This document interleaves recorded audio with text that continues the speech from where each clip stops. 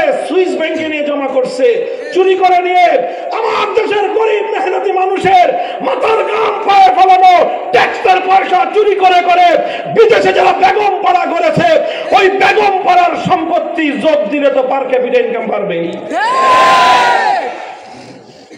হিসাব নিয়ে দেখেন, আমি আপনাদেরকে যে তথ্য দিলাম খবর নিয়ে দেখেন যে এগুলোকেও ইনকামের মধ্যে হিসাব করা হয়। দুর্নীতি করে যেই টাকা কামায়, তো স্বাভাবিকভাবেই দেশের মধ্যে যখন দুর্নীতি বাড়ে পার ক্যাপিটা ইনকামও বাড়ে। বলেন দুর্নীতি যদি বাড়ে জনগণের লাভটা কি হয়?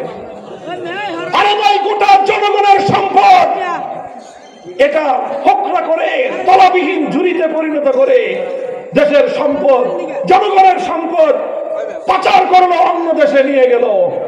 এক এলাকার সম্পদ এভাবে আরেক এলাকায় নিয়ে সেই এলাকায় নিজের আখের গোছানো ইসলামী অর্থনীতির মূল দৃষ্টিভঙ্গির খেলাফ। আসসালামু আলাইকুম ওয়া রাহমাতুল্লাহ।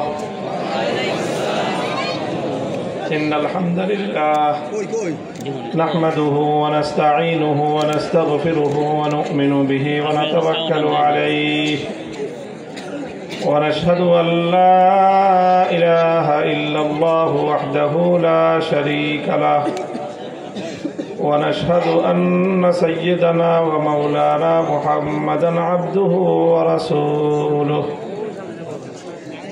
صلى الله تعالى عليه وعلى آله وأصحابه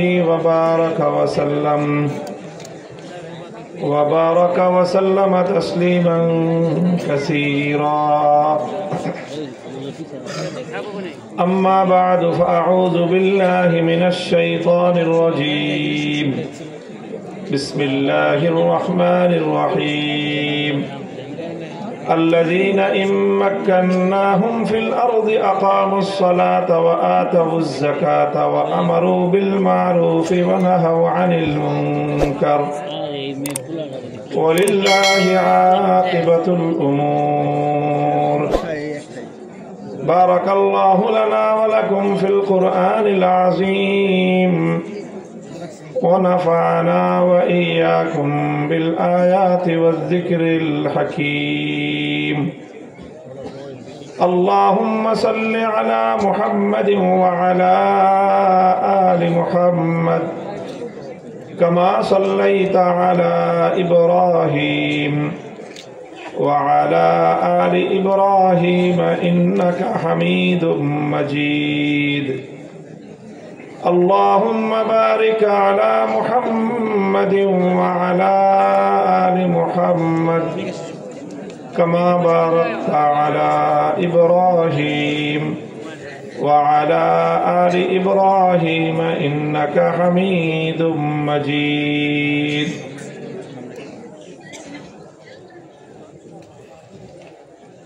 محترم حضرت صدر جلسہ،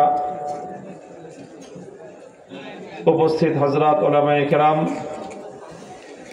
সম্মানিত শ্রদ্ধাভাজন আমার বয়োজ্যেষ্ঠ মুরব্বী সাহেবান, সমবেত ইসলাম প্রিয়, কোরআন প্রেমিক, নবী প্রেমিক, তাওহীদি মুসলমান ভাই ও বন্ধুগণ, জামিয়া ইসলামিয়া হাফিজুল উলুম ইসলামপুর মাদ্রাসার 50 বছর পূর্তি উপলক্ষে আজিমুশান দস্তারবন্দি ইসলামী মহাসম্মেলন অনুষ্ঠিত হচ্ছে। আল্লাহ পাক রব্বুল আলামিন ইতিহাসের একটি অন্যতম গুরুত্বপূর্ণ এই অনুষ্ঠানে আমাদেরকে শরীক হওয়ার তৌফিক দিয়েছেন। রব্বে করিমের বড়ই মেহেরবানি।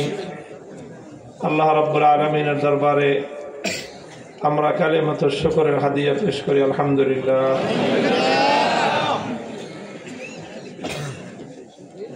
মুহতারাম, আমি আপনাদের সম্মুখে পবিত্র কোরআনে কারীমের সূরাতুল হজ্জের 41 নম্বর আয়াতটুকু তেলাওয়াত করেছি। আয়াতে কারীমাকে সামনে রেখে আয়াতের কোরআনে কারীমের যে পয়গাম, কোরআনের যে পয়গাম, আল্লাহর পক্ষ থেকে আমাদের জন্য যে হেদায়াত এবং নির্দেশনা, সেই কথাগুলো আমি আপনাদের সম্মুখে আরজ করার চেষ্টা করব। আল্লাহ পাক রব্বুল আলামিন আমাকে হক কথা হকভাবে বলার এবং আমাদের সকলকে সেগুলো বুঝার, অনুধাবন করার এবং আমল করার তৌফিক দান করেন। আল্লাহ পাক রব্বুল আলামিন কোরআনে কারীমের বিভিন্ন আয়াতে বিভিন্ন জায়গায় ঈমানদার মুমিনদের বৈশিষ্ট্যের কথা, তাদের পরিচয়ের কথা আল্লাহ তুলে ধরেছেন, এক এক জায়গায় এক এক ভাবে। তো আমি যেই জায়গা থেকে, যেই আয়াত থেকে, যেই সূরা থেকে তেলাওয়াত করেছি, সূরাটির নামই হলো সূরাতুল হজ এবং এই সূরার 39, 40 এই আয়াতগুলোতে আল্লাহ পাক রব্বুল আলামিন জিহাদের কথা আলোচনা করেছেন, যে ঈমানদারগণ মুসলমানরা আল্লাহর দ্বীনের জন্য কত কষ্ট স্বীকার করে, তারা কত ত্যাগ আর কোরবানি তারা পেশ করে, তারা জীবন দেয়, তারা রক্ত দেয়, তারা বাতিলের মোকাবেলা করতে গিয়ে নিজেদের জীবনকে ঝুঁকির মুখে ফেলে, নিজেদের সন্তান সন্ততিকে তারা বিপদের সম্মুখীন করে, সব কিছু করে। এর বিনিময়ে তাদের চেষ্টা থাকে তারা আল্লাহর দ্বীনকে বিজয়ী করতে চায়। এটা হলো মুমিনদের একটা বৈশিষ্ট্য।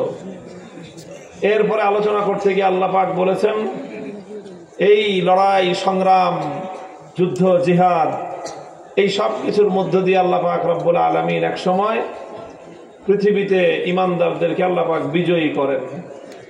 বিজয় দেন কে? তো এরপর আল্লাহ যখন ঈমানদারদেরকে বিজয় দান করেন, মুমিনদেরকে আল্লাহ পাক রব্বুল আলামিন যখন বিজয়ী করেন, তখন সেই ঈমানদারদের কি পরিচয় দাঁড়ায়, তাদের বৈশিষ্ট্য কি দাঁড়ায়, আল্লাহর সাথে ঈমানদারদের আচরণটা কেমন হয়, আল্লাহ পাক সেই কথাটাই বলেছেন। আল্লাযীনা ইম্মাক্কান্নাহুম ফিল আরদি আকামুস সালাতা ওয়া আতাউয যাকাতা ওয়া আমারু বিল মা'রুফি ওয়া নাহাউ আনিল মুনকারি ওয়ালিল্লাহি আকিবাতুল উমুর। আল্লাহ বলেছেন যে ঈমানদার, আমার পছন্দনীয় বান্দা হলো তারা, যদি আমি তাদেরকে পৃথিবীতে ক্ষমতা দেই। পৃথিবীতে কি দেই? আরে ভালো করে বলেন মিয়া, ক্ষমতার কথা বলতে ডরান কে? কি কাউরে ইজারা দিয়ে দেওয়া হয়েছে যে ক্ষমতাটা দেন? আল্লাহ যদি ঈমানদারদেরকে কি দেন? ক্ষমতা দেন, তাহলে ঈমানদাররা এই ক্ষমতাটা পেয়ে কি করবে? শুধু জনগণের সম্পদ লুটপাট করবে? এই ক্ষমতা পেয়ে শুধুমাত্র নিজের আর নিজের পরিবারের আখের গুছাইবে? শুধু নিজের ফ্যামিলি কেমনে নিরাপদে থাকতে পারে, নিজের বউ বাল বাচ্চা আর নিজের সাঙ্গপাঙ্গরা কেমনে ধান্দাবাজি করতে পারে, ক্ষমতা দিয়ে তারা এগুলা করবে? আল্লাহ বলতেছেন, আমি ঈমানদারদেরকে ক্ষমতা দিলে তারা ক্ষমতা পাওয়ার পর প্রথমেই 4টা কাজ করবে। কয়টা কাজ? 1 নম্বর কাজ হবে আকামুস সালাহ, ক্ষমতা দিয়ে তারা নামাজ কায়েম করবে। 2 নম্বর কাজ তারা কি করবে? ওয়া আতাউয যাকাত, যাকাতের ব্যবস্থা বাস্তবায়ন করবে। 3 নম্বর কাজ করবে ওয়া আমারু বিল মা'রুফ, তারা সত্য কাজের, হক কাজের, ন্যায় কাজের, ভালো কাজের আদেশ জারি করবে। 4 নম্বর হলো ওয়া নাহাউ আনিল মুনকার, যত অন্যায়, অশ্লীলতা, পাপাচার, নাফরমানির কাজ যত আছে, এই সবগুলোর ব্যাপারে একটা একটা নিষেধাজ্ঞা জারি করবে তারা। এটা ভাই আমি কোনো ব্যাখ্যা করি নাই, এখানে 50 বছর পূর্তি বুঝতেই পারতেছেন, কমপক্ষে না হলেও এখানে 2-3 হাজার আলেম ওলামা আছে। ওনাদেরকে জিজ্ঞাসা করে দেখেন যে আমি কোনো ব্যাখ্যা করি নাই, শুধু কোরআনে কারীমের আয়াতের অনুবাদটা বলছি। ঠিক আমি যা বলেছি বাংলায়, এই কথাটা আল্লাহ পাক আরবিতে কোরআনে কারীমে আল্লাহ নিজের ভাষায় বলেছেন। ইম্মাক্কান্নাহুম ফিল আরদ, সেই প্রাচীন যুগের প্রথম যুগের মুফাসসিরে কোরআন, কোরআনে কারীমের মুফাসসির আল্লামা কুরতুবী রাহমাতুল্লাহি আলাইহি থেকে শুরু করে আল্লামা ইবনে কাসির রাহমাতুল্লাহি আলাইহি, সেই থেকে আজ পর্যন্ত একেবারে হাল জমানার যারা কোরআনের তাফসীর লিখেছেন তারা সকলেই মাক্কান্নাহুম ফিল আরদ, এই আয়াতের অর্থ এটাই লিখেছেন। শব্দ একটু ভিন্ন কিন্তু সবার মর্ম একটাই, ইন আতাইনাহুমুস সালতাতা ফিল আরদ ইন কাওয়াইনাহুম ফিল আরদ, আমি যদি তাদেরকে রাষ্ট্র ক্ষমতা দান করি, ইমানদারদেরকে যদি আমি রাষ্ট্র ক্ষমতা দান করি, এই জমিনে আমি যদি তাদেরকে ক্ষমতাসীন বানায় দেই, তাহলে তারা এই কাজগুলো করবে। মুহতারাম হাজিরিন, পরিষ্কার পরিষ্কার কয়েকটা কথা কোরআনের এই আয়াত থেকে যা বুঝে আসে সেগুলো আল্লাহর বার্তা হিসেবে, কোরআনে কারীমের পয়গাম হিসেবে আমি জাতির সামনে তুলে ধরতে চাই। প্রথম পয়গাম হলো এখানে মাক্কান্নাহুম ফিল আরদ, ক্ষমতা দেওয়ার মালিক কে? খুব ভালো করে মনে রাখতে হবে, ক্ষমতা দেওয়ার মালিকও আল্লাহ, ক্ষমতা নেওয়ার মালিকও আল্লাহ। আল্লাহ যখন কাউকে ক্ষমতা দিতে চান, পৃথিবীর तमाम শক্তি মিলে তাকে ক্ষমতা থেকে রুখতে পারে না। আল্লাহ যখন কারো কাছ থেকে ক্ষমতা কেড়ে নিতে চান, সারা দুনিয়ার সমস্ত শক্তি মিলেও ক্ষমতা আঁকড়ে ধরে থাকতে পারে না। মাক্কান্নাহুম ফিল আরদ, জমিনের ক্ষমতার চূড়ান্ত মালিক হলেন একমাত্র কে? আল্লাহ। ইমানদারদেরকে এই কথাটা বুঝতে হবে এবং এই জায়গা থেকে ইসলামী রাষ্ট্রবিজ্ঞানের যে সবচেয়ে বড় ভাইটাল পয়েন্ট, পৃথিবীর মানব রচিত অন্য যতগুলো রাজনৈতিক মতবাদ আছে সবগুলো মতবাদের সাথে ইসলামের দৃষ্টিভঙ্গি, ইসলামের বিশ্বাস, ইসলামের আকীদার মৌলিক এই জায়গাটায় পার্থক্য আছে। শব্দটা খুব সূক্ষ্ম, পার্থক্যটা বুঝবেন। এখানে আবার একটু ভুল বুঝাবুঝির অবকাশ আছে মনোযোগ না দিলে। আল্লাহ বলতেছেন ক্ষমতা দেওয়ার মালিক কে? জনগণ ক্ষমতা দেওয়ার মালিক না, ক্ষমতা দেওয়ার মালিক হলেন আল্লাহ। এই জন্য ইসলামী রাষ্ট্রবিজ্ঞানের মূল কথাই হলো গভর্নমেন্ট অফ দ্য আল্লাহ, not government of the people. সরকার জনগণের হয় না, সরকার হয় কার? আল্লাহর সরকার, অবশ্য ফর দ্য পিপল। জনগণের কল্যাণে কাজ করবে সরকার, নিজের কল্যাণে না, নিজের পরিবারের কল্যাণে না, নিজের দলের ধান্দাবাজির জন্য না, নিজের দলের চান্দাবাজির জন্যও না। সরকার কাজ করবে দেশের জন্য, সরকার কাজ করবে জনগণের কল্যাণে। গোটা রাষ্ট্রের প্রতিটি নাগরিকের দায়িত্ব যে সরকার নিতে পারে, আল্লাহর পক্ষ থেকে একমাত্র সেই ক্ষমতার মস্তদে বসার অধিকার রাখে। কেউ যদি বলে মানুষের বেডরুমের নিরাপত্তা দেওয়ার দায়িত্ব আমাদের না, প্রথম দিনেই আল্লাহ বলবেন যে তুই আমার পক্ষ থেকে ক্ষমতা পরিচালনা করবার অধিকারও রাখিস না। আল্লাহ যাকে আল্লাহর ক্ষমতা প্রদান করেন সে তো আল্লাহর পক্ষ থেকে ক্ষমতা প্রাপ্ত হয়ে তার কথার ভাষা কেমন হবে, তার দায়িত্বের অনুভূতি কেমন হবে, সে তো বলবে আল্লাহ লাউ আন্না বাগালাতান আসারাত আলা শাত্তিল ফুরাত লাখিফতু আন ইয়াসআলানি আল্লাহু আনহা লিমা লাম উসাব্বি লাহা তারিক। যে মনে করে যে আল্লাহ আমাকে ক্ষমতা দিয়েছেন, এই ক্ষমতার হিসাব আবার আমাকে আল্লাহর কাছে দিতে হবে, তার অনুভূতি হবে এই, খোদার কসম সুদূর ফোরাতের নদীর তীরে যদি একটি গাধা পথ চলতে গিয়ে, বোঝা বহন করে চলতে গিয়ে হঠাৎ করে হোঁচট খেয়ে পায়ে ব্যথা পায়, তাহলে রাষ্ট্রনায়ক ভয়ে ভীত সন্ত্রস্ত থাকবে। লাখিফতু আন ইয়াসআলানি আল্লাহু আনহা, আমার ভয় হয় যে আল্লাহ আমাকে জিজ্ঞাসা করবেন খলিফা হয়েছো, রাষ্ট্রনায়ক হয়েছো, তোমার গণভবনের সামনে দিয়ে তো রাস্তা প্রতি মাস 6 মাস পর পর কার্পেটিং হয়, আর সেই গ্রামের একটা মেঠো পথ যেই পথ দিয়ে গাধা হেঁটে যাবে, যেই পথ দিয়ে মহিষ তোমাদের মাল সামান বহন করে নিয়ে যাবে, যেই পথ দিয়ে গরু গাড়ি টেনে নিয়ে যাবে, সেখান দিয়ে তোমাদের মালামাল বহন করতে গিয়ে একটা অবলা প্রাণী গরু মহিষ গাধা কেন হোঁচট খাইলো? তুমি কেন রাস্তাটা সমান করতে পারো নাই? রাষ্ট্রপ্রধান হয়েছ, গরু গাধা মহিষের রাস্তা সমান করতে পারো নাই, নিজের বাড়ির রাস্তাটা সমান করেছো। তোমার মতো অযোগ্য ব্যক্তির ইসলামের পক্ষ থেকে ক্ষমতাসীন হওয়ার কোনো অধিকার নাই। মুহতারাম হাজিরিন, এই জন্য এই কথাটা খুব ভালো করে মনে রাখবেন। ইসলামের সর্বমৌলিক দৃষ্টিভঙ্গি হলো রাজনীতি সম্পর্কে, রাষ্ট্র ক্ষমতা সম্পর্কে।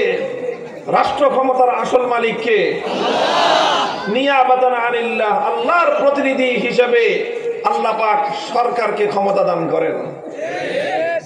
সুতরাং সরকার হলো আল্লাহর ম্যানেজার।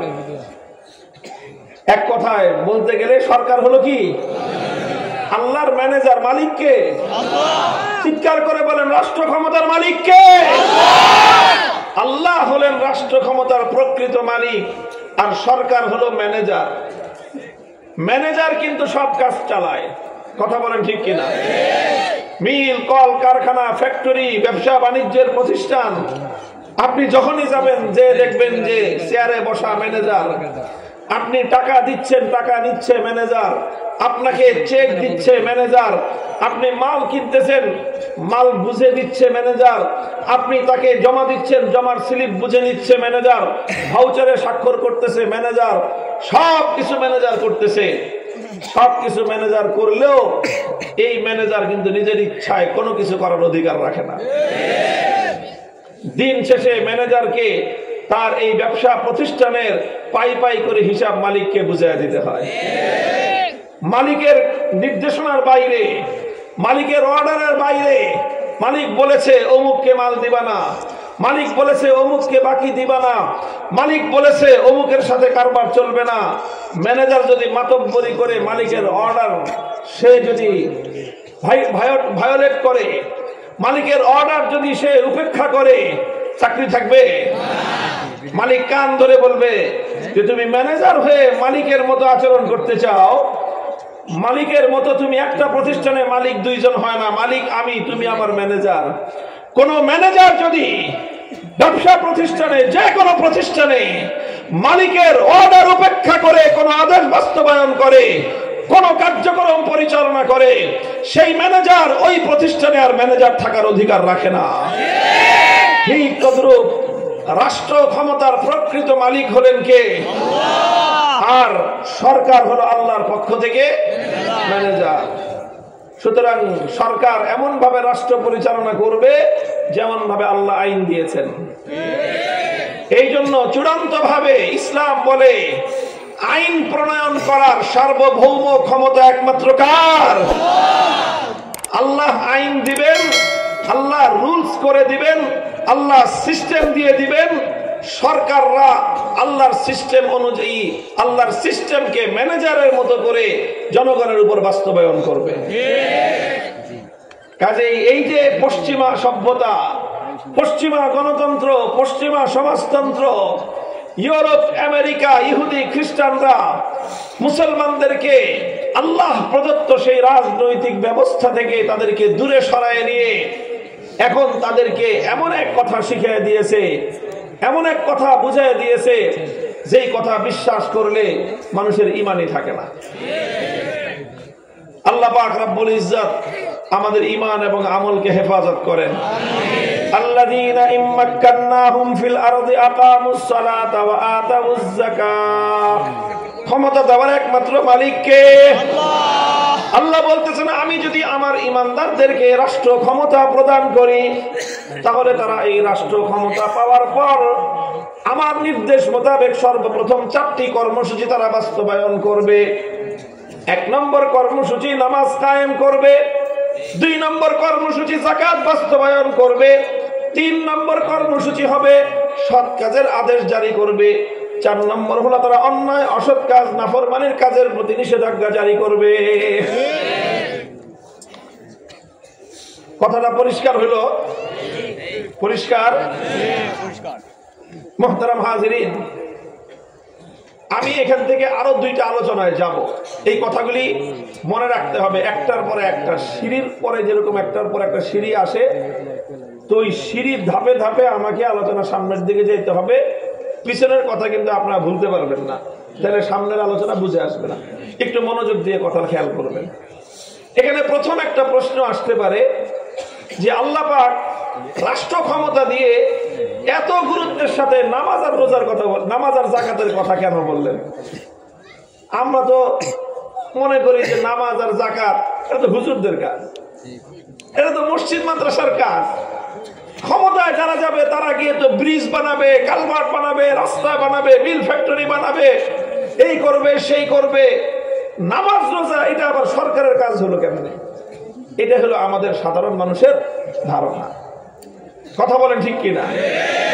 এই জন্য আপনাদের কাছে যারাই যখনই সরকারে যাইতে চায়, আইসা বলে আমারে ভোট দেন, আমি আপনার রাস্তাঘাট ঠিক করে দিব, আমারে ভোট দেন, ব্রিজ কালভার্ট করে দিব, আমারে ভোট দেন, বেকারদের চাকরি দিয়ে দিব, আমারে ভোট দেন, সকলকে আমি টাকা পয়সা দিয়ে ভাসায় দিব, এই করব সেই করব, এত কিছু বলে। কিন্তু তারা তো কোনো সময় কথা বলে না যে আমাদেরকে ভোট দেন, আমরা নামাজ কায়েম করব, আমাদেরকে ভোট দেন, আমরা যাকাত বাস্তবায়ন করব। এই কথা বলার লোক কম, যারাও ছিল তারাও আজকের এগুলো বলে না। কেন বলে না? পাবলিক খায় না এগুলা।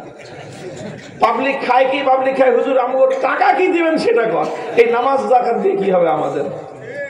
ভাই, এই জন্য আমাদের নিজেদেরকে আগে, আমাদের নিজেদের যে বিশ্বাস, আমাদের নিজেদের যে স্বভাব, এটাকেও একটু পরিবর্তন করা দরকার।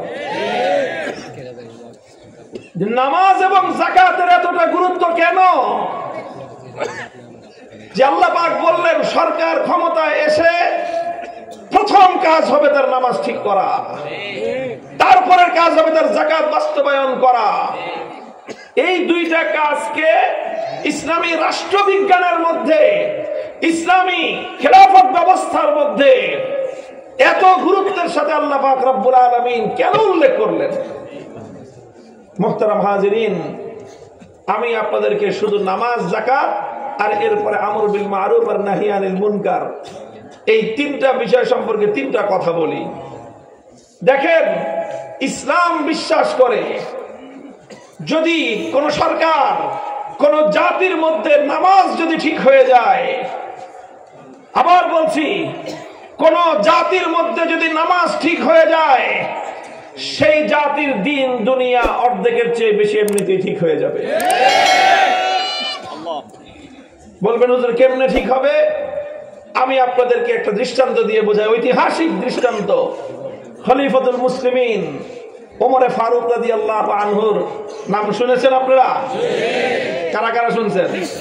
আলহামদুলিল্লাহ। তারা তো আমাদের গর্বের ধন। অহংকার, খলিফা ওমরের নাম না নিলে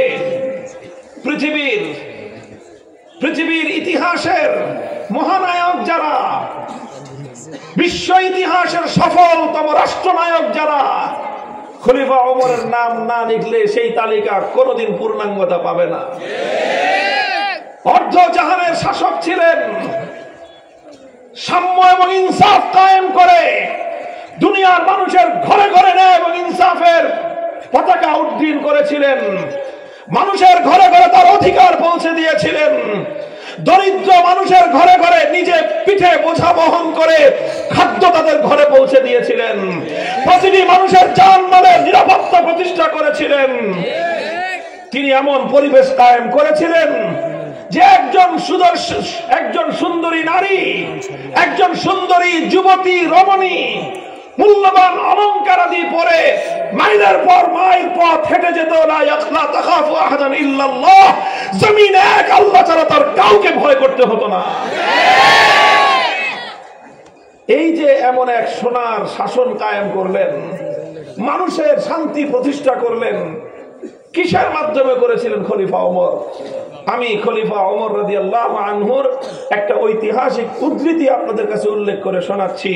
বুখারী শরীফ সহ সমস্ত হাদিসের কিতাবগুলোর মধ্যে এই উদ্ধৃতিটি বর্ণিত আছে। খলিফা ওমর একবার তার রাষ্ট্রের সকল সরকারি কর্মকর্তাদের নামে একটা ফরমান জারি করলেন। রাষ্ট্রীয় ফরমান বুঝেন তো, সার্কুলার জারি করলেন। কি ছিল তার ভাষা? তিনি বললেন, দেখো, ইন্না আহাম্মা উমুরিকুম ইনদি আস-সালাহ ফামান হাফিজাহা ফাহুয়া লিমা সিওয়াহা আহফাজ ওয়া মান দাইয়াহা ফাহুয়া লিমা সিওয়াহা আদিয়া। খলিফা ওমর তার সকল গভর্নরদেরকে, রাষ্ট্রের বড় বড় আমলা কর্মকর্তাদেরকে লিখে পাঠালেন যে দেখো, তোমাদের সবচেয়ে গুরুত্বপূর্ণ দায়িত্ব আমার দৃষ্টিতে নামাজ। যেই গভর্নর, রাষ্ট্রের যেই কর্মকর্তা, সরকারের যেই প্রশাসক, সে নামাজকে যত্নের সাথে বাস্তবায়ন করবে, তার দ্বারা রাষ্ট্রের অন্য সকল দায়িত্ব এর চেয়ে আরো সুন্দরভাবে আঞ্জাম পাবে।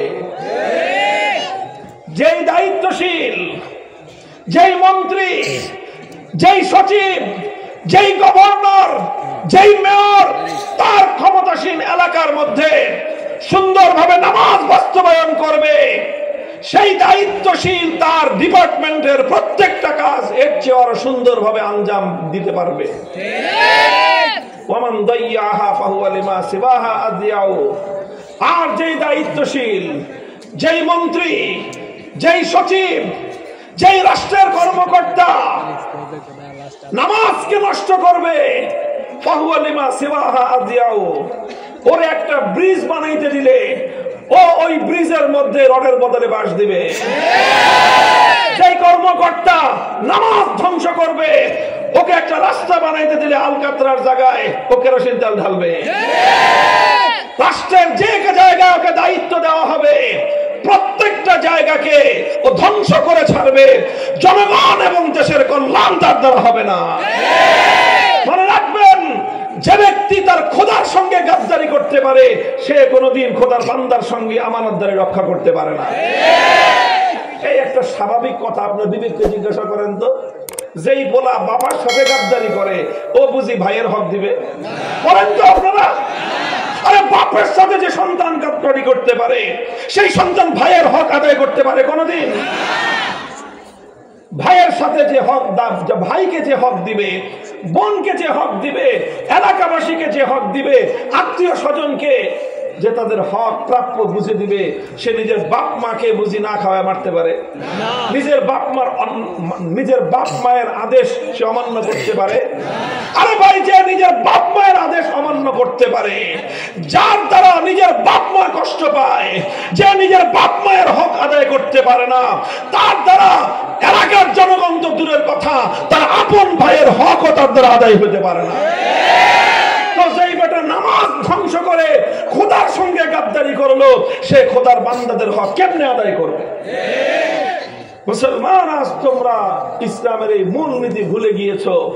এই জন্যই তোমরা সৎ শাসক পাও না। এই জন্যই তোমাদের দেশে আত্মমর্যাদা সম্পন্ন, জাতির ভাগ্য পরিবর্তনকারী, ইতিহাসের সফল কোন রাষ্ট্রনায়ক তোমাদের মধ্যে জন্ম নেয় না।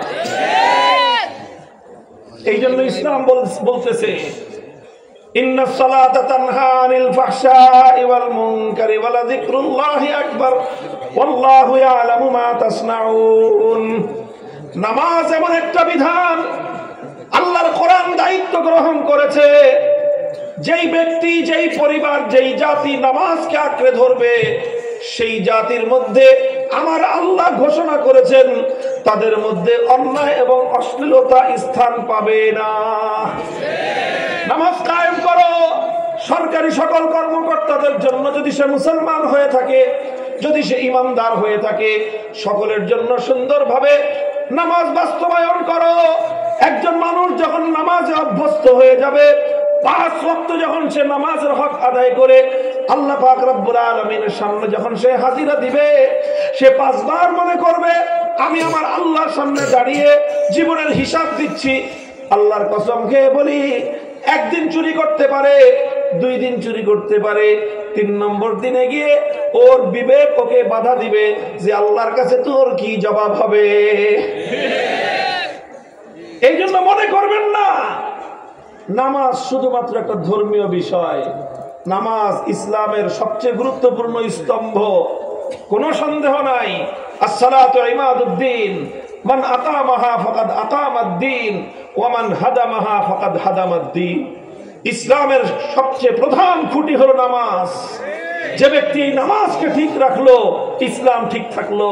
যেমন নাকি একটা ঘরের খুঁটি ঠিক থাকলে ঘর টিকে থাকে, বিল্ডিং এর পিলার ঠিক থাকলে বিল্ডিং টিকে থাকে। বিল্ডিং এর পিলার যদি ধসে যায়, সেই বিল্ডিং আর মানুষের আর আশ্রয়স্থল থাকে না, সেই বিল্ডিং মানুষের জন্য মরণ ফাঁদ হয়ে দাঁড়ায়। একটা বিল্ডিং এর জন্য পিলারের যেমন গুরুত্ব, মুসলমানদের জন্য নামাজের তেমন গুরুত্ব। যদি নামাজ বাস্তবায়ন করা হয়, তাহলে সমাজ আর এইভাবে দুর্নীতির কালো চাদরে আবৃত থাকবে না। নামাজ বাস্তবায়ন করলে মুসলিম জাতির উপর খোদার রহমত বর্ষিত হবে। আল্লাহ যখন কোন জাতির উপর রহম বর্ষণ করেন, খোদার কসম খেয়ে বলি, সারা কাফের দুনিয়া, সারা দুনিয়ার বেঈমানরা মিলেও সেই মুসলিম জাতির অগ্রগতি ঠেকায় রাখতে পারে না।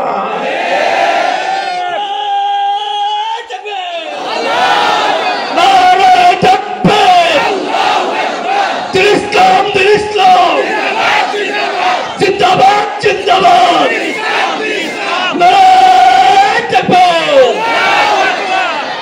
এই জন্য ভাই, নামাজের দ্বারা একদিকে যেরকম আখিরাত সুসজ্জিত হয়, নামাজের দ্বারা যেমনি ভাবে একজন মুমিন ব্যক্তির জান্নাতের ফয়সালা হয়, নামাজের দ্বারা একজন মুমিন ব্যক্তির যেভাবে জান্নাতের তালা খুলে যায়, নামাজের দ্বারা ঠিক তদ্রূপ একটি নীতিবান সমাজ তৈরি হয়। নামাজের দ্বারা যেরকম ইমানদারদের আখিরাত সুসজ্জিত হয়, এই নামাজের দ্বারাই মুসলমানদের ব্যক্তি, পরিবার, রাষ্ট্র জীবনের মধ্যে অভূতপূর্ব উন্নতি আসতে পারে। আমি রহস্য খুলে দিলাম। ওমর রাদিয়াল্লাহু আনহুর জীবনী পড়েন, বড় বড় তার জীবনের বড় বড় যেই কর্মকাণ্ড ছিল, তার জীবনে উল্লেখযোগ্য সাফল্য যেগুলো ছিল, তার মধ্যে এটা অন্যতম যে তিনি রাষ্ট্রের প্রত্যেকটি সরকারি কর্মকর্তার জন্য গভীরভাবে লক্ষ্য রাখতেন তার নামাজ কি অবস্থা। যেই কর্মকর্তা নামাজে ফাঁকি দেয়, উনি তাকে দায়িত্বে রাখতেন না। যে তুমি নামাজে ফাঁকি দাও মানে আল্লাহরে ফাঁকি দাও। যে আল্লাহকে ফাঁকি দেয়, বান্দাকে সে কোনোদিনও হক পুরোপুরি দিতে পারে না। যতই কন আপনি, হুজুর অনেক ভালো মানুষ খালি নামাজে ফাঁকি দেয়, হইতেই পারে না রে ভাই। কেমনে হবে? নামাজে ফাঁকি দেওয়া মানে কাকে ফাঁকি দেওয়া? তো বলেন যে নাকি আল্লাহকে ফাঁকি দিতে ভয় পায় না, সে বুঝি জনগণের টাকা মারার সুযোগ পাইলে মারবে না? আল্লাহ পাক রব্বুল ইজ্জত আমাদেরকে বুঝার তৌফিক দান করেন। তো এই জন্য আল্লাহ বলতেছেন, আরে তুমি যদি তোমার দেশের উন্নতি করতে চাও, জাতির উন্নতি করতে চাও, রাষ্ট্রের উন্নতি করতে চাও, শুধু ব্যবসা বাণিজ্য দিয়ে রাষ্ট্রের উন্নতি হয় না, মিল ফ্যাক্টরি দিয়ে শুধু রাষ্ট্রের উন্নতি হয় না, রাস্তাঘাট আর ব্রিজ কালভার্ট দিয়ে শুধু রাষ্ট্রের উন্নতি হয় না। যে কোনো জাতির উন্নতির জন্য সর্বপ্রথম সেই জাতির মানুষের উন্নতির প্রয়োজন। Manpower is the fact, manpower is the actual power. জনসম্পদ হলো প্রকৃত আসল সম্পদ।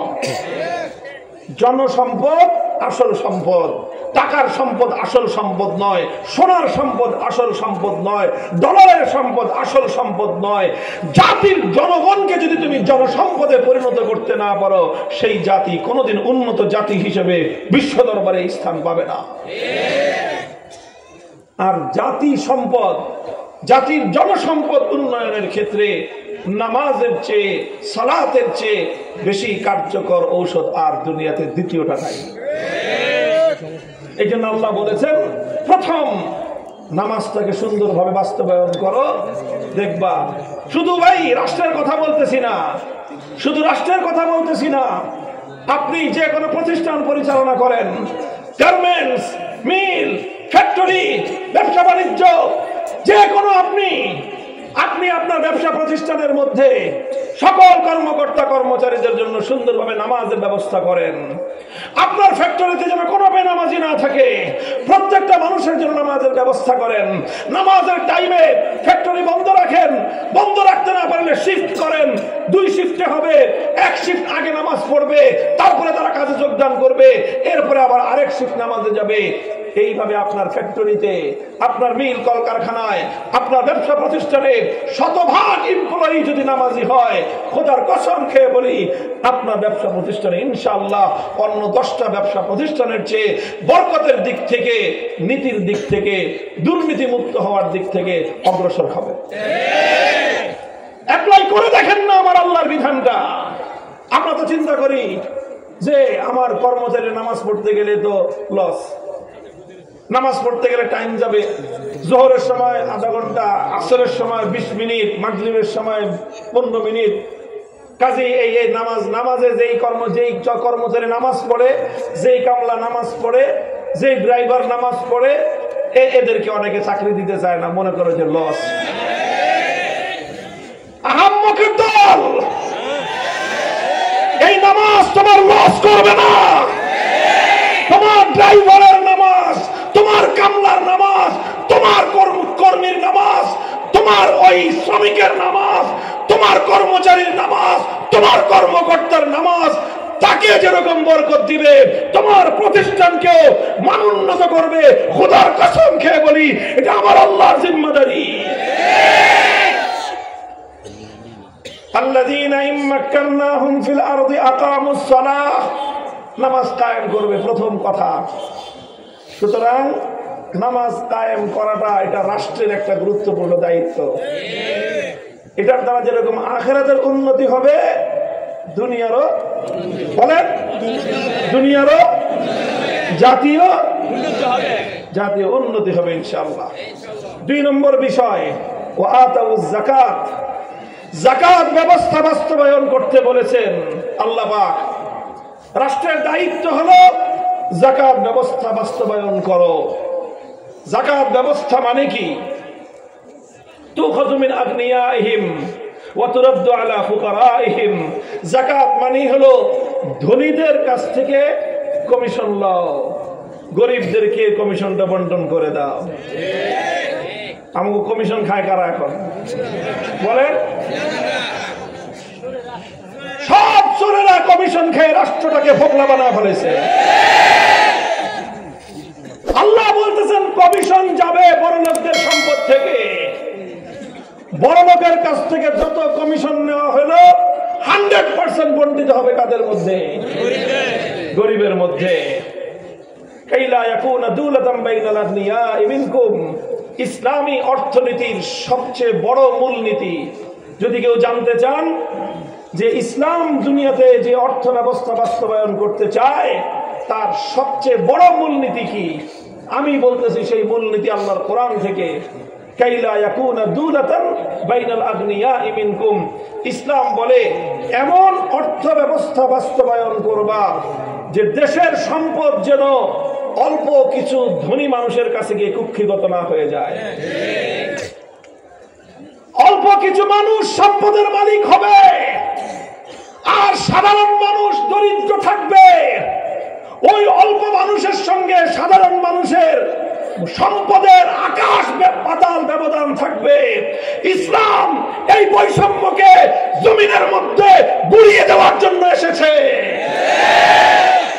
হতেই পারে না একদল মানুষ পাহাড় গড়ে তুলবে, একদল মানুষ আকাশচুম্বী সম্পদের পাহাড় গড়বে, আর ব্যাপক জনগোষ্ঠী তারা সম্পদহীন থাকবে।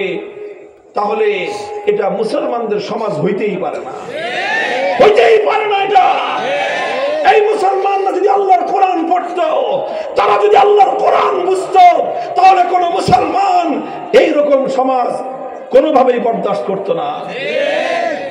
কাইলা ইয়াকুনা দুলাতান বাইনাল আগনিয়াই মিনকুম। সম্পদ কোন একটা শ্রেণী বিশেষের কাছে, নির্দিষ্ট কিছু মানুষের কাছে সম্পদ কুক্ষিগত হতে পারবে না। বরং কি হবে? হ্যাঁ, বড় লোকরা বেশি সম্পদের মালিক থাকবে, কিন্তু সে যত বেশি সম্পদ কামাবে তত বেশি কমিশন তাকে দিতে হবে। তত বেশি কমিশন কোথায় যাবে? গরিবের কাছে চলে যাবে। এই জন্য ইসলামী অর্থ ব্যবস্থায় যদি বাস্তবায়ন হয় সমাজ এবং রাষ্ট্রে, সেখানে ধনী এবং গরিবের মধ্যে আকাশ পাতাল সম্পদের পার্থক্য থাকবে না। হ্যাঁ, ধনী একটু বেশি খাবে, ধনী সম্পদের বেশি মালিক থাকবে, কিন্তু গরিবও না খেয়ে থাকবে না। আর এখন আমাদের সমাজে যে অর্থ ব্যবস্থা প্রচলিত আছে, এটাকে বলা হয় পুঁজিবাদী অর্থ ব্যবস্থা, ক্যাপিটালিজম।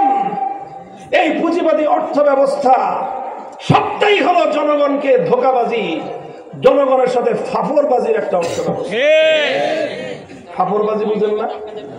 আরে আপনার ঢাকার মানুষই ফাফর মারা বুঝেন না? ফাফর এই যা আছে বর্তমানে আমাদের সমাজে, ইসলামী অর্থ ব্যবস্থা তো নাই, আছে কি? ক্যাপিটালিজম, পুঁজিবাদ। পুঁজিবাদ হলো পুরাটাই একটা ফাফরবাজির অর্থ ব্যবস্থা, চাপাবাজির অর্থ ব্যবস্থা। আরো সহজে বললাম, কেমনে চাপাবাজি আমি আপনাদের হাতে ধরে দেখায় দেই। দেখেন, আমাদের দেশে প্রতি বছরই কিন্তু একটা সরকারি হিসাব যে আসে, সেই হিসাব অনুযায়ী দেশের সম্পদ বাড়তেছে। কথা বলেন ঠিক কিনা? আপনি খুঁজে দেখেন, 2023-24 অর্থ বছরে দেশের জনগণের পার ক্যাপিটা ইনকাম, মাথা পিছু আয় যেটা ছিল 2024-25 অর্থ বছরে, সেটা আরো বেড়ে গেছে। 2024-25 অর্থ বছরে বাংলাদেশের মানুষের মাথা পিছু আয়, পার ক্যাপিটা ইনকাম, মানে গড় আয় কত জানেন আপনারা? শুনলে আসমান থেকে পড়বেন যে হুজুর আমরা এত টাকা কামাই। গড় আয় মানে সবার মাথা পিছু আয় হলো $2,820, $3,40,000 টাকা বাংলাদেশি টাকায়। কত টাকা? কত? আরে ভাই, কত বছর কামাইছেন মেয়ে আপনারা?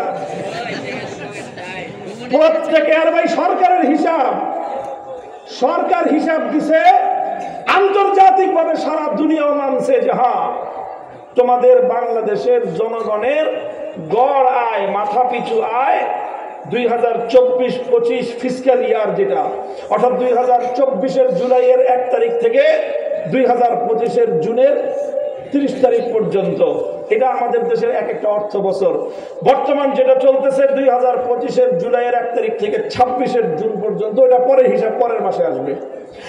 লেটেস্ট সর্বশেষ হিসাব আমি আপনাদেরকে শুনাইলাম, $2,820 মার্কিন ডলার, বাংলাদেশি টাকায় 3,40,000, কয়েক টাকা কম, 39,000 সামথিং, মানে 3,40,000।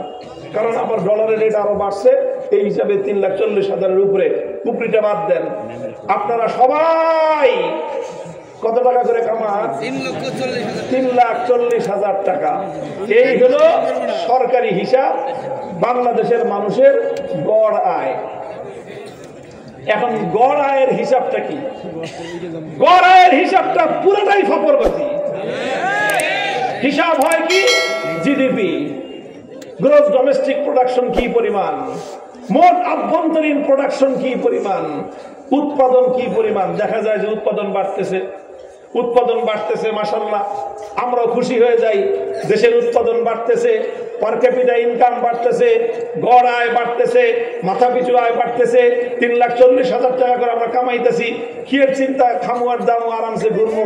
3,40,000 টাকা করে যে মাসে কামায়, তাহলে আর কোনো কিছু থাকে? কাহিনী শুনেন, এটা হলো কি হিসাব? গড় হিসাব। কি হিসাব? গড় হিসাব। গড় হিসাবটার কাহিনীটা হলো এই গড় তার সাধারণ মানুষ বুঝে না, পাবলিক তো গড় হিসাব বুঝে না। গড় হিসাব বুঝে যারা অনেক উচ্চ শিক্ষিত, অনেক স্মার্ট, অনেক হ্যান্ডসাম, তারা এই গড় হিসাব করে চলে। তো এক বেটা এরকম খুব জেন্টলম্যান, সে রাস্তা দিয়ে হাঁটতে হাঁটতে এক জায়গায় গিয়ে পৌঁছছে, সেখান দিয়ে তার একটা খাল পার হইতে হবে। এখনো সামনে গিয়ে চিন্তা করতেছে খালটা পার হওয়া যাবে কিনা। এটা পাশে দেখে একটা চাষা ভুষা কৃষক মানুষ, আরে জিজ্ঞেস, এই বেটা এই খাল পার হওয়া যাবো? কয় না, খাল পার হওয়া যাবে না, খালের মাঝখানে আপনার ঠাই হবে না। কেন ঠাই হবে না? খালের মাঝখানে কয় হাত পানি? কয় 4 হাতের বেশি পানি আছে। আর আপনার হাইট হলো 3.5 হাত, তো 3.5 হাত মানুষ 4 হাত পানি দিয়ে পার হয় কেমনে? খারাপ, তুই হিসাবের এত সিস্টেম জানাস না, আমি এটার সিস্টেম বের করতেছি। কি হিসাব বাইর করবেন? কয় মাপ, মাঝখানে কয় হাত? 4 হাত। ওই পরে মাপ কয় হাত? 1 হাত। এই পরে মাপ কয় হাত? 1 হাত। এবার 3 জায়গা থেকে স্যাম্পল নিছস, 1 হাত 4 হাত 4 হাত, এবার যোগ দে কত হয়? হয় 6। 4 + 1 + 1 কত হলো? এবার কয় জায়গা থেকে স্যাম্পল নিছস? 3 জায়গা থেকে। এবার 3 দিয়ে ভাগ দে। তো বলেন 6 কে 3 দিয়ে ভাগ দিলে গড় পানি কত? এই খালের মধ্যে গড় পানি আছে 2 হাত। এখন ঠ্যাঙের নিচ থেকে 2 হাত পাইপা দেখা যায় হাঁটু পর্যন্ত 2 হাত হয়। 2 হাত পানি গড় পানি আছে, এই খাল পার হওয়াটা কোনো ব্যাপার নাকি? তুই হিসাব বুঝিস না। আপনারা কন এখন এই কৃষক তো হিসাব বুঝে না, পরে হিসাব বুঝায় দিল খালের মধ্যে গড় পানি আছে কতটুকু? এই খালের মধ্যে গড় পানি আছে 2 হাত। এখন এই জেন্টলম্যান 2 হাত গড় পানি দিয়ে পার হইতে গেছে। আপনারা কি মনে করেন যে সে খুব ভালোভাবে গড় পানি 2 হাত আছে হিসাব করে পার হইতে পারবে? মাঝখানে গেলে চুবনি খাওয়া ছাড়া কোনো উপায় নাই। এই জনগণকে পার ক্যাপিটা ইনকামের হিসাব দেখায়, মাথা পিছু আয়ের হিসাব দেখায়, 3,40,000 টাকা আয়ের হিসাব দেখায় গোটা দেশের জনগণকে বোকা বানানোর ভাওতাবাজির পুঁজিবাদী অর্থ ব্যবস্থা ভেঙে করিয়ে দিতে হবে।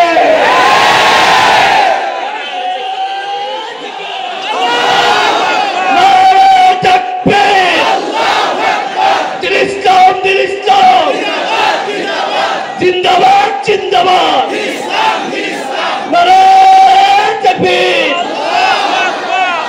আপনাদেরকে আরেকটা ইন্টারেস্টিং ইনফরমেশন দিয়ে আমি আপনাদেরকে খুব মজার একটা তথ্য। আমি তো আবার অর্থনীতির ছাত্র, আমি BSS and MSS in economics complete করেছি। তো এই হিসাবে এদের এই ফাপড়বাজি আমাদের কিছু জানা আছে। আশ্চর্য ভয়ঙ্কর একটা তথ্য কি জানেন? এই যে গ্রোস মানে জিডিপি দেখায়, যে গ্রোস ডোমেস্টিক প্রোডাকশন যে কি পরিমাণ, পার ক্যাপিটা ইনকাম যে কি পরিমাণ, ইনকামের মধ্যে দুর্নীতি করে মানুষ যে টাকাটা কামায় এটাও ইনকামের মধ্যে গণ্য হয়। বুঝেন না এই কথা? মানে চোরাই আপনার কাছ থেকে চুরি করে নিয়ে গেছে 10 লাখ টাকা, তাহলে ওর মাসে ইনকাম হলো কত? 10 লাখ। আরেক চোরাই ইনকাম চুরি করছে 10 কোটি টাকা, তাহলে ওর মাসিক ইনকাম হলো। আরেক চোরাই চুরি করছে 1000 কোটি টাকা, তাহলে ওর ইনকাম। আরেক চোরাই চুরি করছে 10,000 কোটি টাকা, ওর ইনকাম। আরেক চোরাই বড় চোরাই চুরি করছে 10 লক্ষ কোটি টাকা, তো ওর ইনকাম। এই সব চোরাদের যে চুরি, এই চুরি হলো সব এই আপনার পার ক্যাপিটা ইনকামের মধ্যে গণে। পার ক্যাপিটা ইনকাম যে 3,40,000 মাগনা হয়েছে নাকি রে ভাই? এই দেশের জনগণের সম্পত্তি যিনি চুরি করছে, চুরি করে করে সুইস ব্যাংকে নিয়ে জমা করছে, চুরি করে নিয়ে আমার দেশের গরিব মেহনতি মানুষের মাথার ঘাম পায়ে ফেলানো ট্যাক্সের পয়সা চুরি করে করে বিদেশে যারা বেগম পাড়া করেছে, ওই বেগম পাড়ার সম্পত্তি যোগ দিলে তো পার ক্যাপিটা ইনকাম বাড়বে। হিসাব নিয়ে দেখেন, আমি আপনাদেরকে যে তথ্য দিলাম খবর নিয়ে দেখেন যে এগুলোকেও ইনকামের মধ্যে হিসাব করা হয়, দুর্নীতি করে যেই টাকা কামায়। তো স্বাভাবিকভাবেই দেশের মধ্যে যখন দুর্নীতি বাড়ে পার ক্যাপিটা ইনকামও বাড়ে। বলেন দুর্নীতি যদি বাড়ে জনগণের লাভটা কি হয়? আরে ভাই গোটা জনগণের সম্পদ এটা হকরা করে তলাবিহীন ঝুড়িতে পরিণত করে দেশের সম্পদ, জনগণের সম্পদ পাচার করলো, অন্য দেশে নিয়ে গেল। এক এলাকার সম্পদ এভাবে আরেক এলাকায় নিয়ে সেই এলাকায় নিজের আখের গোছানো ইসলামী অর্থনীতির মূল দৃষ্টিভঙ্গির খেলাফ। আপনারা বলেন জাকাত বাস্তবায়ন হলে হুজুর লাভ কি? বেটা জাকাত বাস্তবায়ন হলে লাভ মানে, জাকাত বলতে কি বুঝছো তোমরা? যাকাতের একটা মূলনীতি হলো তুখাযু মিন আগনিয়াইহিম ওয়া তুরাদ্দু আলা ফুকারাইহিম। যেই এলাকা থেকে যাকাত উত্তোলন করা হবে সেই এলাকার অভাবী মানুষ বেঁচে থাকতে অন্য কোন এলাকায় যাকাত ট্রান্সফার করা যায় না। মুহতারাম হাজিরিন, এই জন্য বলতেছি যে এইভাবে দেশের সম্পদ চুরি করে পার ক্যাপিটা ইনকাম বাড়ায়, জনগণের সম্পদ লুটপাট করে, বেগম পাড়া করে, নিজেরা আঙ্গুল ফুলে কলা গাছ হয়, অল্প কিছু মানুষ রাতারাতি কোটিপতি বনে যায়।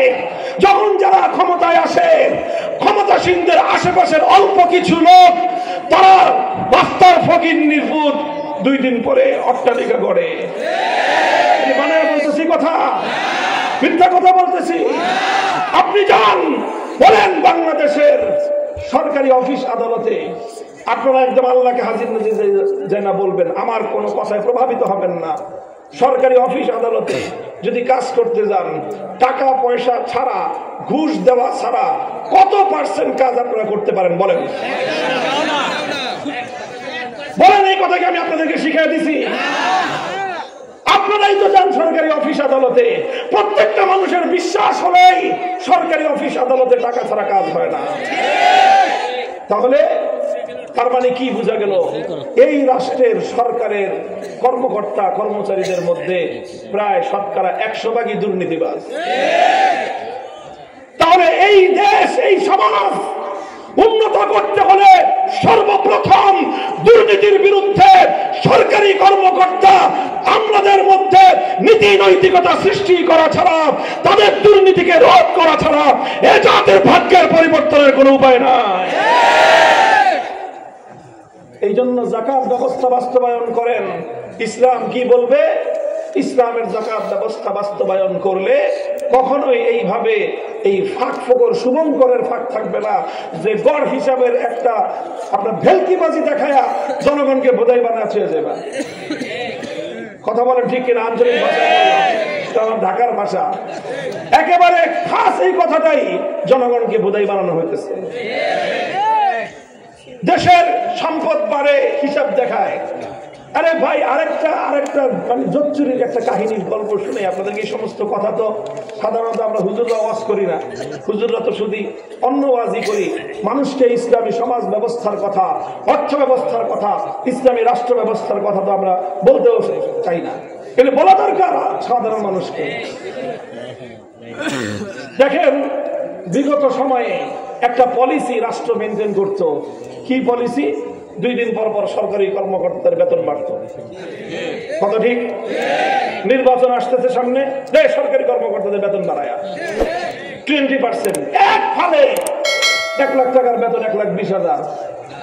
আরে কোনো কাম নাই, কাজ নাই, হঠাৎ করে এত সম্পদ বাড়ায় দিলাম, এত বেতন বাড়ায় দিল, তো দিবে কোত্থেকে সরকার?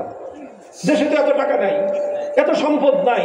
তিনি যে সরকারি লক্ষ লক্ষ কর্মকর্তাদের যে বেতন 20%, 30% বাড়ায় দিল, বাড়া দিয়ে ওদেরকে তো খুশি করে দিল। ওরা তো বাস এখন সরকারকে রাখার জন্য যা যা অন্যায় করতে হয়, জনগণ খুন করতে হয় কর, জনগণ মারতে হয় মার, কারণ আমার তো বেতন বাড়তেছে। গোটা প্রশাসনকে লোভী, স্বার্থপর বানায় দেওয়া হয়েছে এই সুবিধা দিয়ে। কেন? হে প্রশাসনের কর্মকর্তারা, তোমাদের অন্তরের মধ্যে এই এতটুকু পর্যন্ত বোধ তৈরি হয় নাই যে এই যে আমাকে যে বাড়তি সুবিধাটা দিচ্ছে, খামাখা দিচ্ছে, আমার কাছে অনৈতিক সুবিধা দিচ্ছে, আমার কাছ থেকে অনৈতিক সুবিধা নেওয়ার জন্য। তোমরা যদি সেদিন এই কথাটা চিন্তা করতা, তাহলে 5ই আগস্টে পুলিশ প্রশাসনকে এইভাবে এদেশের মানুষের কাছে নাজেহাল হওয়া লাগতো না। যাই হোক, এই কাহিনীটা কি জানেন? এই যে হঠাৎ করে যে তারা 20% বেতন বাড়ায় দেবে একদিনে, অথচ সরকার তো এইভাবে বেতন বাড়াইতে পারে না, কারণ সরকারের তো সম্পত্তি নাই। তারপরে কি করছে জানেন? এটাও আরেকটা সিস্টেম। রাষ্ট্রের যে আপনার ইকোনমিক সিস্টেম আছে, মাইক্রো ইকোনমিক্স এবং ম্যাক্রো ইকোনমিক্স, 2টা ভাগ মোটা দাগে। রাষ্ট্রীয় যে ম্যাক্রো ইকোনমিক্স, এটা 2টা পলিসির উপর চলে। একটাকে বলা হয় ফিসক্যাল পলিসি, আর একটাকে বলা হয় মনিটারি পলিসি। মনিটারি পলিসির অর্থ হলো টাকা ছাপানো। টাকা ছাপানো বাড়বে না টাকা ছাপানো কমবে, এটার উপর ভিত্তি করে রাষ্ট্রের জিনিসপত্রের দাম, জনগণের মানে দ্রব্যমূল্য, এটা নির্ভর করে মনিটারি পলিসির উপর। সরকার যখন টাকা ছাপানো কমায় দেয়, তখন আস্তে জিনিসপত্রের দাম কমে যায়। সরকার যখন টাকা ছাপানো বাড়ায় দেয়, তখন জিনিসপত্রের দাম বেড়ে যায়। তো সরকার যে সরকারি কর্মকর্তাদেরকে বেতন বাড়াইলো 20% করে, টাকা দিবে কোত্থেকে? বাবার গোলায় টাকা ভরে চেয়ে গেছে যে মাসে তুমি, বছরে তুমি লাভ দিয়ে ফাল পেরা যে 20% বাড়ায় দিলা। এই হাজার হাজার লক্ষ লক্ষ সরকারি কর্মকর্তাদেরকে হাজার হাজার কোটি টাকা কোত্থেকে এনে দিবে? বাস অর্ডার দিয়ে দিছে যে টাকা ছাপা, টাকা ছাপাইলো, 20% টাকা খামাখাই ছাপাইলো। একটা দেশের সম্পত্তি আছে মনে করেন 1 লক্ষ কোটি টাকার। এখন ওই দেশে যদি 1,20,00,000 কোটি টাকা ছাপানো হয়, তাহলে সম্পদ কি বাড়লো না শুধু কাগজ বাড়লো? শুধু কাগজ বাড়ছে, সম্পত্তি কিন্তু কিছুই বাড়ে নাই।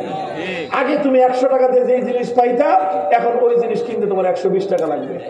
যেই লাও সেই করবে। আরে ভাই, বছর বছর বেতন বাড়ে।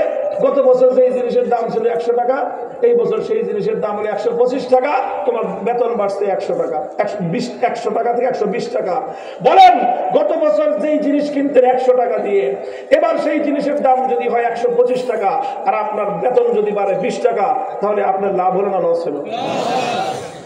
পাবলিক রে কে বুঝাবে এই কথা যে তোমার যে 20 টাকা বেতন বাড়ছে, লাভ হয় নাই তোমার? কারণ দেশের মধ্যে মূল্যস্ফীতি, দেশের মধ্যে দ্রব্য মূল্যের দাম বেড়েছে 25%, তোমার বেতন বাড়ছে 20%, মানে তুমি এখনো 5% মাইনাসে আছো। কিন্তু জনগণকে এই যে কি বলছিলাম, কি বানায়, এই বোধহয় বানাচ্ছে। বিশ্বাস করেন এই কাহিনীগুলো করছে, এতে গোটা দেশের মধ্যে অর্থনৈতিক ভাবে ভারসাম্যহীনতা দেখা দিয়েছে। কারণ তুমি তো সরকারি কর্মকর্তাদের বেতন বাড়াইলা 20% করে, এবার প্রাইভেট সেক্টরে যারা চাকরি করে, বলেন যারা প্রাইভেট সেক্টরে চাকরি করে তাদের সংখ্যা সরকারি চাকরিজীবীদের চেয়ে কম না বেশি? কয় গুণ বেশি বলেন এবার? অনেক গুণ বেশি, অনেক গুণ বেশি। তোমার সরকারি কর্মকর্তা কর্মচারী কয়জন? আমার এক একটা গার্মেন্টসের গরিব শ্রমিক কত হাজার, কত লক্ষ, কত কোটি। বলেন এবার আপনারা। রাস্তায় রিক্সা চালায়, ভ্যান গাড়ি চালায়, ঠেলা গাড়ি খেলে, নৌকা চালায়, দিন গুজরান করে দিন মজুর শ্রমিক কত পার্সেন্ট বেশি? তুমি যে 20% ফাল দিয়া সরকারি কর্মকর্তাদের বেতন বাড়াইয়া ওদের সুবিধা দিয়া তুমি যে তোমার ক্ষমতার কাছে পাকাপোক্ত করলা, এবার দেশের সাধারণ মানুষ এদের বেতন কে বাড়াবে বলেন? এদের তো বেতন বাড়ে নাই। সরকারি কর্মকর্তাদের বেতন যখন বাড়ছে, বাজারে জিনিসপত্রের দাম বেড়ে গেছে, কারণ সরকারি কর্মকর্তাদের বেতনও বাড়লো 20%, ঘুষ বাড়ছে আরো বেশি। এখন অল্প কিছু মানুষের কাছে সম্পত্তির পাহাড় জমেছে, পাহাড় করেছে, পাহাড় সম সম্পদ দিয়ে বাজারে জিনিসপত্র কিনতে গেলে বড় মাছগুলি সব কিনে ফেলায়, ভালো ভালো মাখনগুলি সব তারা খায়। সাধারণ মানুষ তার কাছে তো ওই পরিমাণ টাকা বাড়ে নাই। সেই ক্ষেত্রে গোটা সরকার, গোটা রাষ্ট্রের মধ্যে, জনগণের মধ্যে অর্থনৈতিক ক্রাইসিস দেখা দেয় এবং তাদের মধ্যে বৈষম্য দেখা দেয়, তাদের মধ্যে হতাশা তৈরি হয়। তারা গরিবের জীবন বাঁচানোর জন্য যেই পরিমাণ সম্পদ বড়লোকের কাছ থেকে নিলে গরিবরা বাঁচবে, সেই পরিমাণ সম্পদই বড়লোকের কাছ থেকে নেয় গরিবদের মধ্যে বন্টন করে দেওয়া রাষ্ট্রের দায়িত্ব।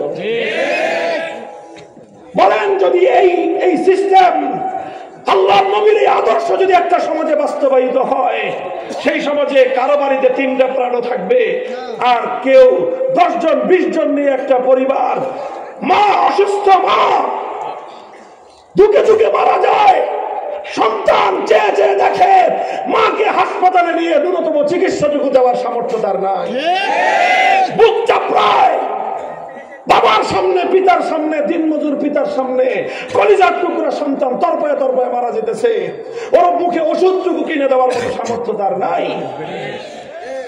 বলেন, এই বাপকে কি সান্ত্বনা দিবেন আপনি? দোস্ত, আমরা যে বলি, আমরা যে চিৎকার করি, আমাদেরকে তোমাদের কাছে পাগল মনে হয় না? মনে করো যে তোমরা আমরা শুধু ধর্ম বেঁচে খাই। নাউজুবিল্লাহ। আমরা ধর্ম বেঁচি না, আমরা ধর্মের জন্য জীবন দিতে চাই। আমরা ইসলামকে দিয়ে স্বার্থ উদ্ধার করি না, জনগণের দুয়ারে দুয়ারে ইসলামের কল্যাণ আমরা পৌঁছে দিতে চাই।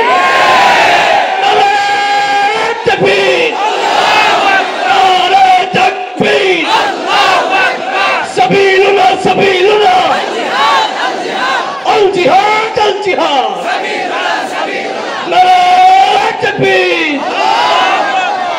ভাই আমি যেখান থেকে কথা শুরু করেছিলাম আবার ওখানে ফিরে আসি।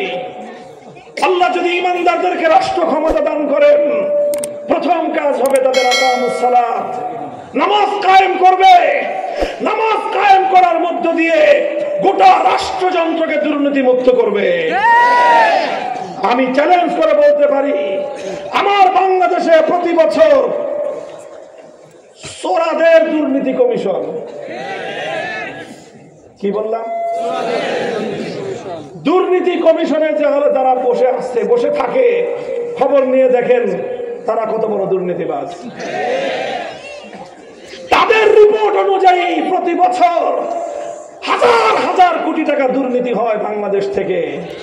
এই দুর্নীতিটা যদি বন্ধ করা যাইত, এক বছরের দুর্নীতি, যেটা দুর্নীতি দমন কমিশনের চুরি মার্কার রিপোর্ট দ্বারা প্রমাণিত, অরিজিনাল রিপোর্ট তো আল্লাহ ভালো জানেন, এই রিপোর্টের দুর্নীতির টাকা দিয়ে প্রতি বছর কয়েকটা পদ্মা সেতু নির্মাণ করা যায়। আপনি বলেন, এই দেশে আপনারা উন্নয়নের গল্প শোনান, উন্নয়নের গান শোনান, জনগণকে বোধাই বানান আপনারা। এই রাষ্ট্রের মধ্যে যদি নামাজ কায়েম করা হয়, যাকাত ভিত্তিক ইসলাম প্রদত্ত সাম্যের অর্থ ব্যবস্থা যদি কায়েম করা হয়, ধনী আর দরিদ্রের বৈষম্য এই সমাজে আর থাকবে না।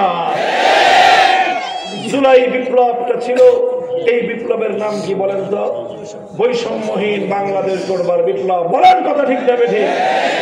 বৈষম্যহীন আন্দোলন হয়েছিল, বৈষম্যহীন দেশ গড়ার কথা বলে হাজারের বেশি বাংলার তামাম সন্তানেরা জীবন দিয়েছে। এরপরও যদি আমরা একটা বৈষম্যহীন দেশ গড়তে না পারি, এই সকল শহীদদের আত্মার কাছে আমরা সকলেই দায়ী থেকে যাব। কাজে আসেন না, আমরা দায়িত্ব নিয়ে কথা বলছি।